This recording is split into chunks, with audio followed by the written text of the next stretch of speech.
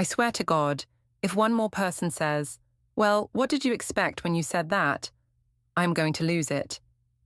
Everyone acts like they were sitting at that table with us, like they were there, hearing every word, seeing every expression. Suddenly, everyone's a relationship expert, a therapist, a saint who's never said anything stupid in their life. I made one comment. One. I didn't smash a plate over his head. I didn't flirt with the waiter. I didn't text another guy under the table. I said, my ex would have planned something better.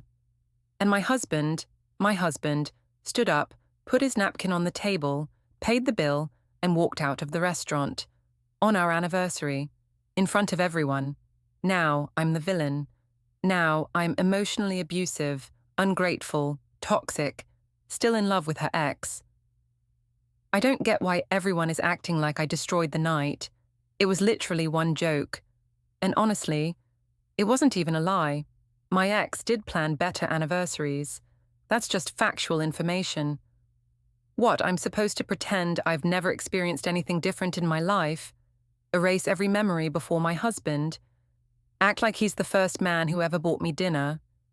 Why can't he handle a simple comparison without falling apart? Why can't anyone admit that men can be dramatic too? Everyone keeps saying, you don't compare your husband to your ex. It's cruel. Like I walked in, slapped him across the face and announced, you're not good enough. I didn't. I said one sentence, in a normal tone, after an already disappointing day, and he chose to act like I spit on the marriage certificate. So, yeah. I'm angry. I'm defensive. I know I sound like the bad guy when people tell the story, the way they want to hear it. But this is my version. The one where I'm not a monster. The one where my husband overreacted. The one where my mouth might have been sharp, but his exit was nuclear. You can hate me by the end. I know some of you will. Just don't pretend he did nothing. Before we get into it, don't forget to like and subscribe and hit hype to boost this episode. Drop a comment below with your city or country. I'm always curious where viewers are joining from. We need to start with Daniel. Unfortunately, Daniel is my ex, the one everyone rolls their eyes about now, like, oh God, that guy. The one my friends call a walking red flag. The one my mother refers to as the showman, with a tone like she's talking about a circus act and not a person. Here's the thing about Daniel. He was a mess. He was unreliable. He flirted with everyone. He'd go days without texting back and then show up with a big gesture and expect everything to be reset. But anniversaries, he treated them like the Olympics. Year 1, rooftop restaurant with fairy lights, live music, photo booth, and a cake with our initials on it. Year 2, surprise weekend trip to another city, spa package, rose petals on the hotel bed, champagne, the whole cliché montage. Year 3, tickets to a concert I'd mentioned once, 6 months earlier, in passing, followed by dinner at a place I'd had saved on my Instagram for a year. He was a disaster in every other area, but on anniversaries, he was a god. And what do you think that does to a person? It sets a bar, not on purpose, not maliciously, just silently. You experience something enough times, it becomes your standard, it becomes normal. It becomes the yardstick your brain starts using before you even consciously think about it. Now, enter Leo. Leo is the opposite kind of man.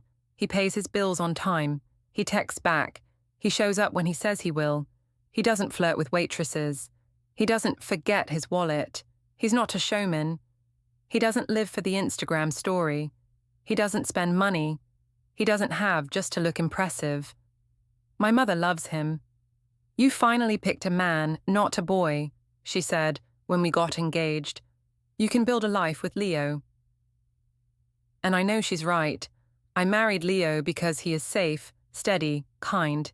The sort of man who will drive you to the doctor at 6 a.m., not the sort who remembers you're sick and sends Postmates flowers. But some trait in me still craves spectacle. I want both. Stability and fireworks. A man who pays the mortgage and plans surprise trips. A man who looks at the calendar and says, "Our anniversary is coming up. Let me design an experience you've never had before." Is that childish? Unrealistic? Maybe. But I'm not the only woman who feels it. I know that. With Leo, our anniversaries looked like this. Year 1. Dinner at a nice place downtown. Bouquet of roses. A silver bracelet. No rooftop, no band, but lovely. I posted a picture and wrote, "My husband is the sweetest." Year 2. He made breakfast in bed. Took me to a movie. Dinner at a restaurant we both liked. Brought me a simple necklace. Cozy, comfortable, safe. He asked, "Did you have a good day?" I said, "Yeah, it was nice." Nice. Nice is such a suffocating word. After Daniel, nice felt small, like going from fireworks to a scented candle. Pleasant, warm, forgettable. I never told Leo that, not properly, not directly. I dropped hints instead, sent him TikToks of girls being surprised with elaborate anniversary plans, said things like, "Wow, imagine someone doing that for you," and waited for him to connect the dots. Sometimes he'd catch the tone and say, "That's unrealistic. Those videos are sponsored." Sometimes he'd say nothing and change the subject. I didn't realize he heard every hint, that he was keeping score in his own quiet way while I thought I was just joking. We'd been off for a while before this anniversary.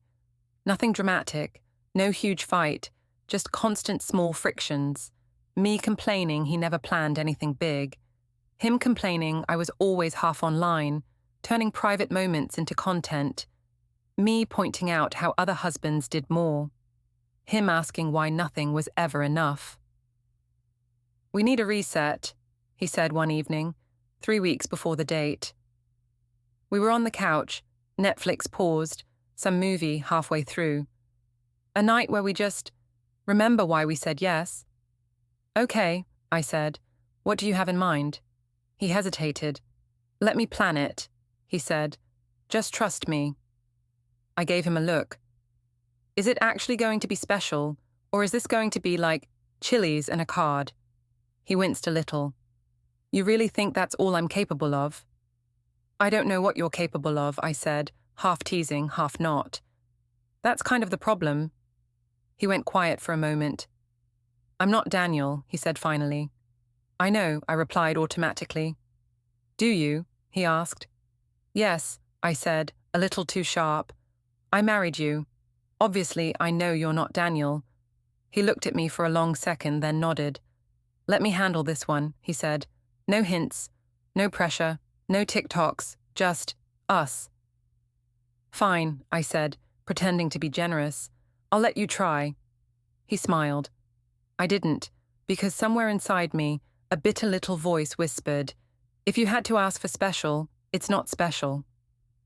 The morning of our anniversary, I woke up to coffee on the nightstand and a note next to it.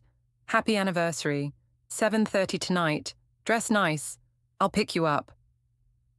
There was a small smiley face at the end, the low-effort kind, not the elaborate cutesy ones.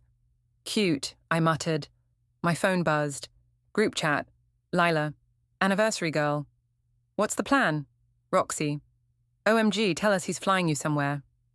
Lila. "He better be doing at least a rooftop this time." Me. "IDK yet." He said, "Dress nice, 7:30. Roxy. "That sounds like a restaurant." Lila. "If it's the same restaurant from last year, I'm rioting." Me. "LMAO, don't jinx it, Roxy. NGL, your ex did go harder for anniversaries." Me. "Trust me, I know." The conversation spiraled the way they always do, them listing things their boyfriends had done, me chiming in with stories about Daniel's elaborate setups, everyone laughing at how bare minimum most men are. I should have stopped there. Instead, I did what I always do. I opened Instagram. I posted a picture of my makeup spread on the vanity, a hint of my dress hanging in the background. "Anniversary night. Hope it's not disappointing." The emojis made it a joke. They always do. Within minutes, replies started coming in. "Where's he taking you?" Spa? Dinner? Trip? Tell him he has to beat Daniel's rooftop or we're mad. Girl, if it's not at least flowers, plus dinner, plus surprise, we're staging an intervention. I smiled at those. Validation. That's what it felt like. Proof that I wasn't crazy for expecting more. I left my phone on the bed while I went to shower. What I didn't see, what I only realized later, was Leo walking past the bedroom door, glancing at the screen lighting up and reading, "Your ex did go harder for anniversaries, and hope it's not disappointing." I didn't see his face when he saw my own words. I only saw the fallout. Getting ready for something you're already half sure will disappoint you is an art form. You put in just enough effort that people can't say you didn't try, but not so much that it feels like you took it seriously.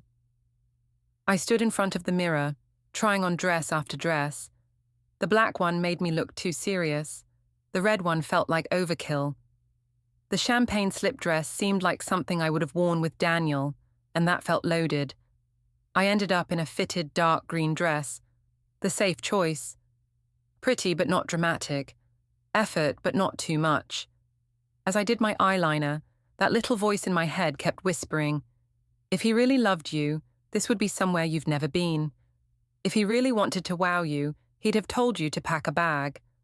If he really wanted to reset things, you'd feel excited right now, not resigned. I fought it off with TikToks and makeup and music. By the time Leo texted outside, I was 10 minutes behind. I made him wait another 5. He was leaning against the car when I finally stepped out. He'd put on a blazer, clean shirt, nice shoes. He'd shaved. A small bouquet was waiting on the passenger seat. "You look beautiful," he said honestly. I glanced at the flowers. Grocery store bouquet, my brain noticed instantly. Not the worst. Not fancy either. Mixed colors. Carnations, daisies, some greenery, wrapped in plastic, not paper. "Thanks," I said. "You look nice too." I buckled in. He handed me the flowers.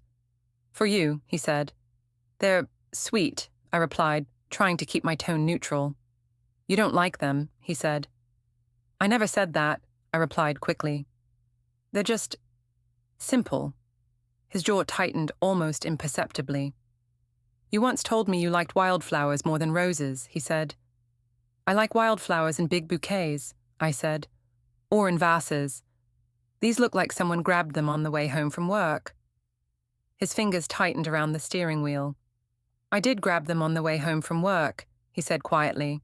"Between meetings. I wanted them to be fresh." I stared at the dashboard. "You couldn't have ordered something nicer," I muttered. "It's our anniversary." The words hung there, heavy. He didn't respond. We drove in silence for a while. When we pulled up outside the restaurant, my heart sank a little. It was nice. Warm lights, white tablecloths, the kind of place people take pictures of their food at. I recognized the sign. "We've been here before," I said. He parked, turned off the engine and looked at me. "I thought you liked it," he said. "I do," I answered, then added, "I just thought for our anniversary we'd do something different." His expression shifted. Not angry, just hurt. "I booked the best table they had available," he said. "I called ahead. I asked them to do something nice. I thought—" "It's fine," I cut in. "Really? I'm just saying, my ex—" He flinched like I'd slapped him. I didn't finish the sentence. We went inside. The hostess greeted us, smiled, and led us to a corner table by the wall. Candles flickered. The table was set neatly. There was a small vase of flowers in the middle, simple but thoughtful. "This table is a little cramped," I murmured, adjusting my chair. "And why are we so close to the kitchen? They keep walking behind me." "It was the corner table," he said. "I thought you'd like the privacy." I said, non-committal. He stared at me for a second, then sat down. We ordered drinks. He kept trying to make small talk. I kept glancing around the room, measuring everything against some invisible standard that no one had actually agreed to but me. The napkins weren't folded in some elaborate shape. There wasn't a live band. There were no rose petals. No special menu that said, "Happy Anniversary," Leo, and my name. It wasn't bad, it just wasn't a story, and I wanted a story. Halfway through the first drink, Leo reached into his jacket. I wanted to give you this, he said, pressing something folded into my hand. I unfolded it. Paper. Plain, slightly creased from his pocket. His handwriting filled the page. Not neat, but careful. The top started with my name. I scanned the first lines. 3 years ago today, we sat in a too-bright restaurant with plastic menus and cheap coffee, and I kept thinking, this could be something. I didn't know what something meant yet, but I knew I wanted to find out with you. He'd written about our first date. The way my laugh made him nervous. The way I corrected the waiter's pronunciation, and he thought, she's trouble. I like her. He wrote about the second year, when I got sick and he brought soup, and didn't leave the apartment for 2 days even though he had deadlines. About my habit of talking in my sleep. About the way I line up my shoes by the door. He wrote about little things, private things. I skimmed. It's sweet, I said. You don't like it, he answered immediately. I shrugged, folding it quickly. Nobody writes letters anymore. It's very old school. You could have just written it in a card or something. I wanted it to be personal, he said. Something you could keep. I'll read it later, I said, putting it down next to my bread plate. I'm hungry. He looked at the letter, then at me, then took a slow sip of his drink.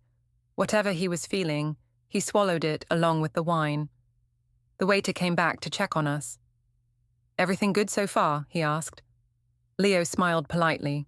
Yes, thank you. It's fine, I said. The waiter glanced at me. Is there something wrong? No, I said quickly, then added, I'm just used to more. My ex always went all out on anniversaries. Surprise stuff, you know? Rooftops, hotels, champagne. This is just different. I said it with a laugh, a little eye roll, like it was a funny anecdote about my wild past. The waiter's smile faltered, Leo's jaw clenched. The silence that followed was thick. I'll bring your entrees, the waiter said, escaping. Leo set his fork down very carefully. Why would you say that? He asked quietly. Say what? I replied, pretending I didn't know. That your ex did more, he said. To the waiter, in front of me. I shrugged. I'm just saying you could have tried harder, I said. It's our anniversary. You can't expect me not to notice the difference. I don't expect you not to notice, he said. I expect you not to humiliate me in public. Humiliate you? I repeated, incredulous. Oh my God, it was a joke. By the time the entrees arrived, we were both quieter. He was eating mostly in silence, smaller bites. I was picking at my food, half looking at my phone under the table, replying to anniversary messages.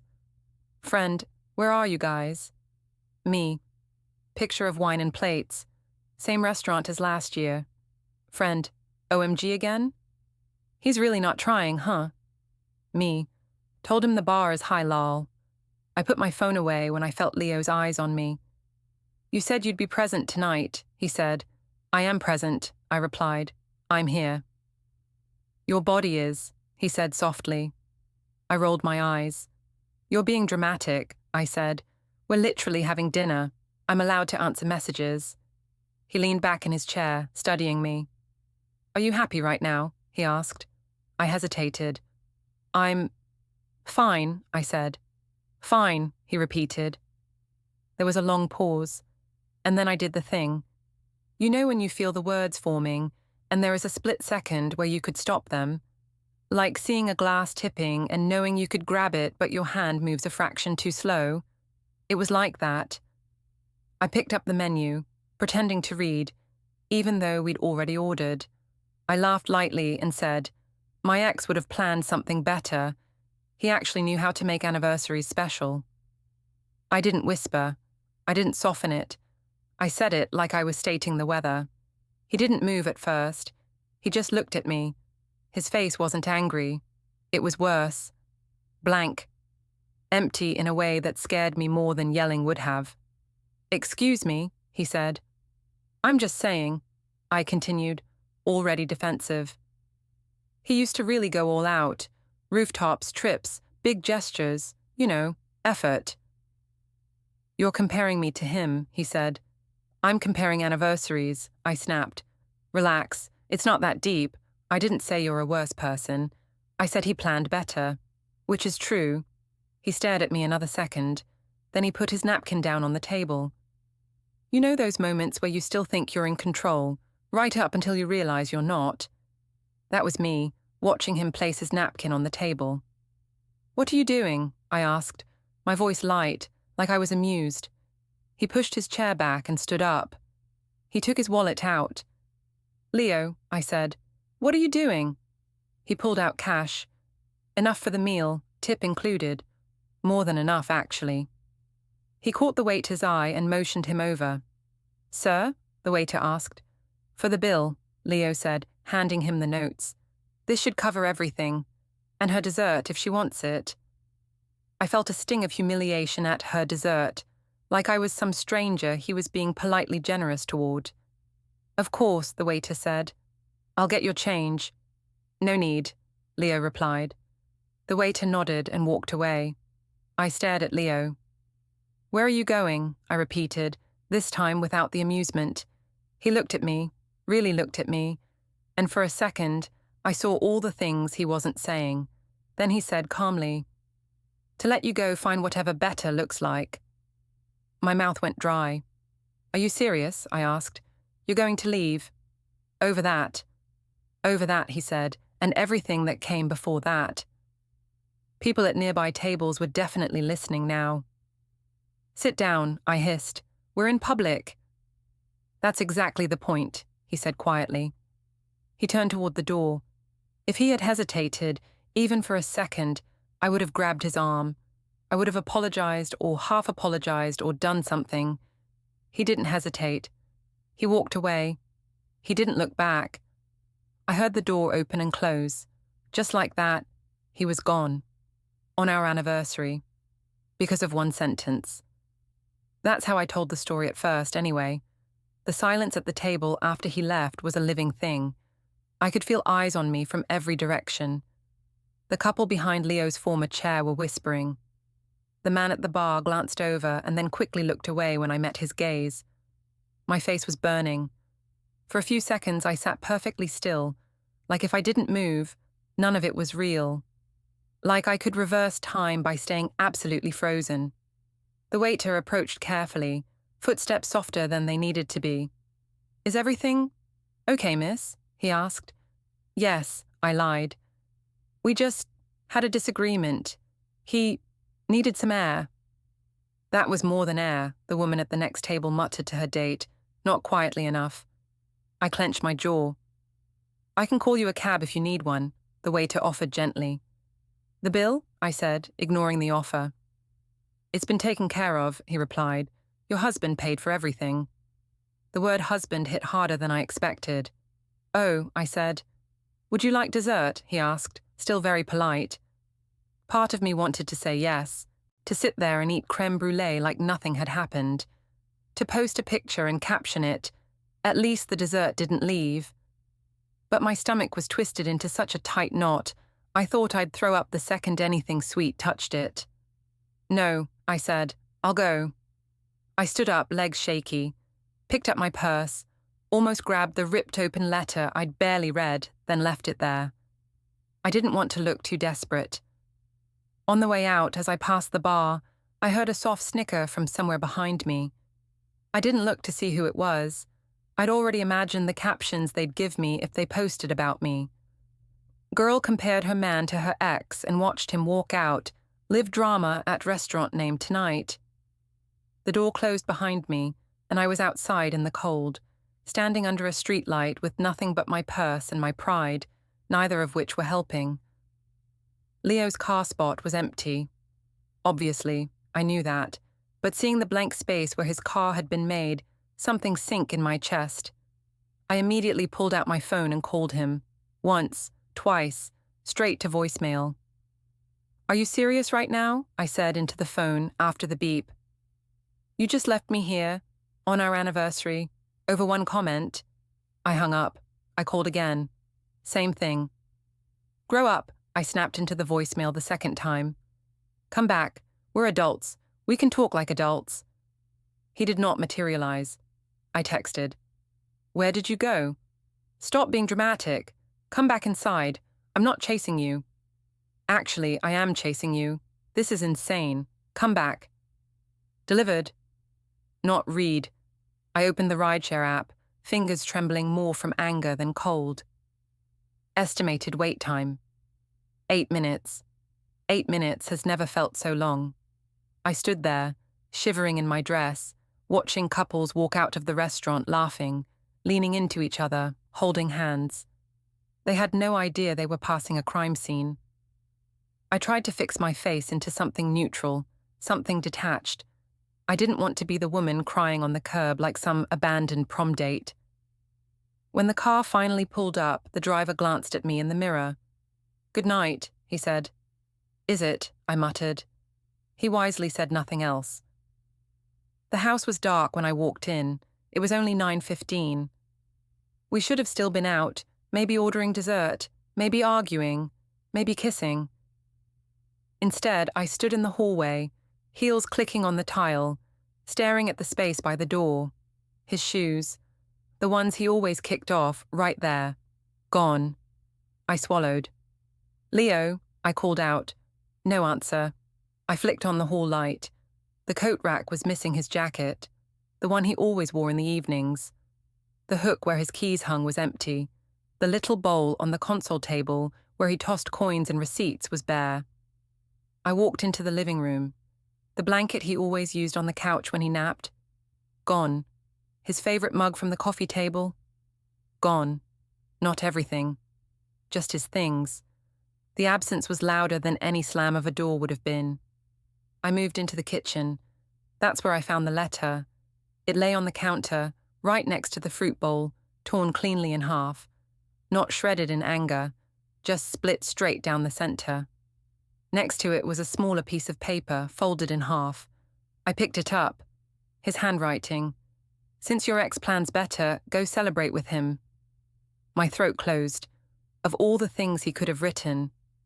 We're done. I'm leaving. I need space. He chose that. I wanted to crumple the paper.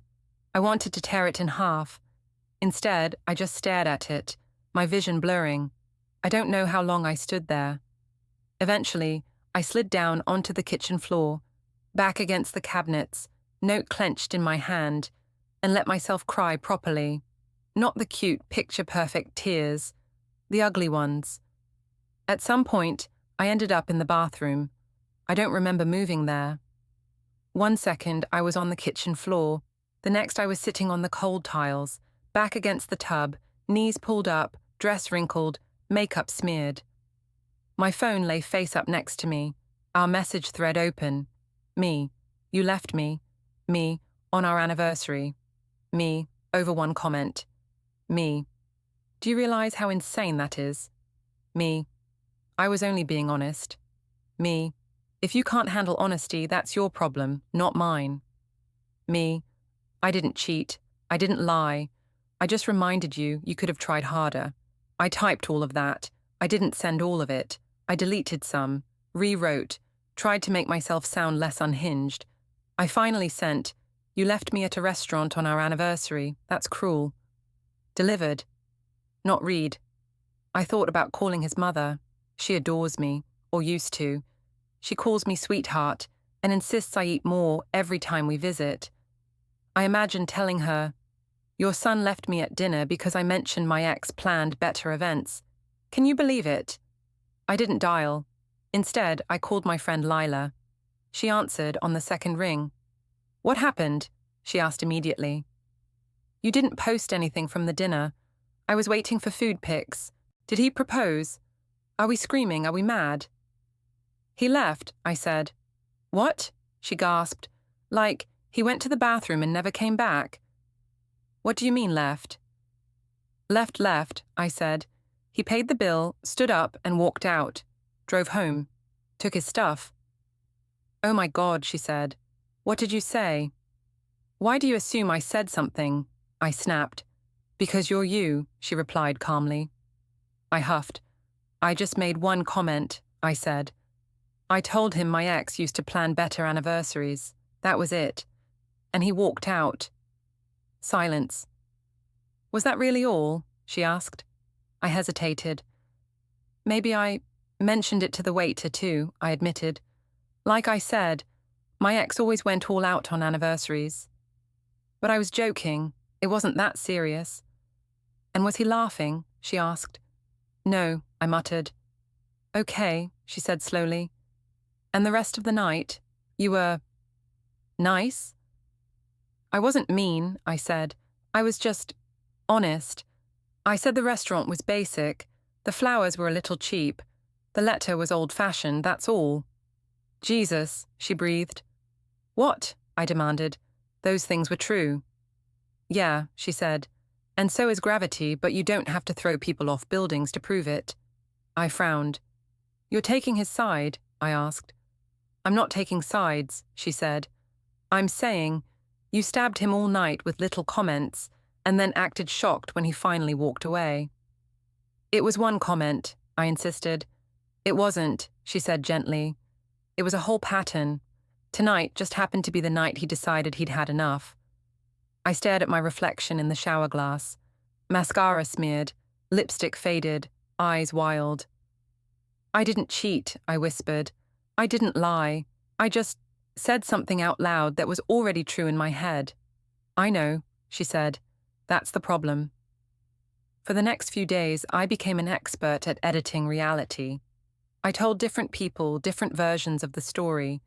To my coworker, he left me on our anniversary because I mentioned my ex used to plan big surprises. Can you believe that? To my cousin, I said my ex planned better anniversaries and my husband stormed out. He's so insecure. To my mother, I made one little comparison and he acted like I spit in his face. Who walks out on their wife on an anniversary? It's cruel. My mother, of course, wanted more details. What did you say exactly? She asked. I said my ex would have planned something better, I replied. And how was the rest of the evening? She pressed. I was just disappointed, I said. The restaurant was the same one as last year. The flowers were cheap. He wrote me a letter. Who even does that anymore? I might have rolled my eyes, but I didn't scream or anything. So you criticized everything and then told him his predecessor did better, she summarized. I reminded him he could have done more, I corrected. Sweetheart, she said gently, there's a difference between reminding and humiliating. I bristled. Whose side are you on? I demanded. I'm on the side of your marriage, she said, which, right now, looks very shaky. He left, I snapped. That's on him. He left after you made him feel small, she replied calmly. I hung up soon after. I didn't want to hear logic. I wanted to hear, you're right, he's weak. So I told the story to people until I heard that. Some gave it to me. Wow, he sounds fragile. If he can't handle honesty, that's his problem. You just have high standards. Those comments soothed me, temporarily. Then, when I was alone, the other phrases crept back in. Humiliating. Pattern. Stabbed him all night. I hated those words, mostly because a tiny, ugly part of me knew they weren't entirely wrong. On the fourth day, he blocked me. I saw it happen in slow motion, like some digital execution. First, my messages stopped saying delivered. They just sat there, a little spinning circle next to them. Then calls went straight to voicemail with that different tone, sharper, shorter. The one you get when someone has pressed some setting that says, no more. I checked our shared photo album. Empty. The anniversary photos, the birthday celebrations, the candid pictures of us in the kitchen. Gone. His social media page. Our photos, deleted. Relationship status, hidden. I tried to view his profile from a burner account I'd made years ago. Don't judge me. It loaded fine, so I knew what it meant when mine said, user not found. He hadn't disappeared. He'd just removed me. I sat on the couch, staring at the message. User not found. User not found. User not found. You'd think that would be the moment I'd finally admit, I did this. Instead, I thought, he really blocked me. Over a joke. Wow, he's weak. I did something I'm ashamed of. Well, more ashamed of than the rest of this anyway. I opened Daniel's profile. I hadn't checked his page in months. Last I'd heard, he moved to another city and was working on himself, which is what men say when they still haven't grown up but bought a journal. He looked the same in his pictures, confident, tanned, slightly smug, on a rooftop bar, in a pool, in a car that was too expensive for his income bracket. His latest photo was him on a deck somewhere, sunglasses on, a girl in a bikini next to him, face turned away from the camera. Caption: "Life is good when you don't settle." It felt pointed, even though I knew it wasn't about me. I opened our old chat. I scrolled back to our anniversaries, the hotel confirmations, the tickets, the surprise selfies. A twisted thought popped into my head. He would never have walked out like Leo did. He loved the show too much. My fingers hovered over the keyboard. Me. Remember when you used to go all out for anniversaries? I stared at the message. If I sent it, it would confirm every accusation people were making about me. That I wasn't over him. That I'd always held Leo in a competition he never agreed to enter. That I used my husband's effort as a measuring stick against a man who never stayed long enough to build anything real. I deleted the text. For once, I kept my mouth shut. It didn't feel like growth. It felt like fear. A week after the restaurant, I finally picked up the torn letter from the kitchen counter. It had been sitting there, haunting me. I took the two halves to the dining table, sat down, and spread them out. His handwriting looked fragile, even though the paper itself was strong. The tear went straight through the middle of some sentences. No, I'm not the guy who books surprise flights or covers hotel beds in petals, but I want to be the man who remembers how you take your coffee, who makes sure your tires are safe, who shows up when you call. I can't compete with someone who planned events for you and then left you, but I can promise to be the person who stays. The rip cut through promise. I felt something twist in my chest. I got tape, clear, cheap, the kind that wrinkles if you're not careful. I taped the letter back together. It looked worse now, scarred, still readable but altered forever. I read the whole thing, slowly this time. By the end, my eyes stung, because for the first time, I understood what he'd been trying to give me. Not a perfect night, a real one, not fireworks, steady light. I put the letter back down, fingers tracing the taped line, and I realized something I hated. I never wanted steady light. I wanted the show. I chose Leo for his stability, then punished him for not being Daniel. Here's what I've had to admit to myself, even if I don't say it out loud to anyone else. Two things can be true at the same time. He left me at a restaurant on our anniversary. He got in his car, drove away, and didn't look back. He took his things from the house without talking to me first. He left a note that cut as deep as any insult I've ever given. Since your ex plans better, go celebrate with him. That line lives in my head. He blocked me instead of having a final conversation. He shut me out instead of explaining calmly, instead of trying therapy, instead of fighting. In my bones, that feels like abandonment. I arrived late to a night he'd planned. I criticized the table, the flowers, the restaurant. I rolled my eyes at a letter he poured his heart into. I told a waiter, a stranger, that my ex did more. Then I looked him in the face and said, my ex would have planned something better. He actually knew how to make anniversaries special. I didn't just express disappointment. I compared him to a man I knew he already felt insecure about, and I did it like I was scoring a game. I didn't give him space to fix it. I didn't say, hey, next year can we do something bigger? Or, I'd love it if you planned a trip sometime. I went straight to, another man did better. If he had said to me on my birthday, my ex looked better in this dress. My ex was more fun in bed. My ex knew how to make nights special. I would never have forgiven him. I know that, but I still want to be forgiven. That's the disgusting double standard sitting at the center of all this. And I can see it. I can hate it. And still, part of me whispers, it wasn't that deep. He could have stayed. People keep asking if I'm going to make a video about it. You'd go viral, Roxy said, half joking, half not. Title it, I compared my husband to my ex and he left me on our anniversary. People would eat that up. I imagined it. Me in soft lighting, hair done, makeup perfect in a sad girl way, eyes glassy, voice slightly shaky, telling the story with just the right amount of vulnerability and humor.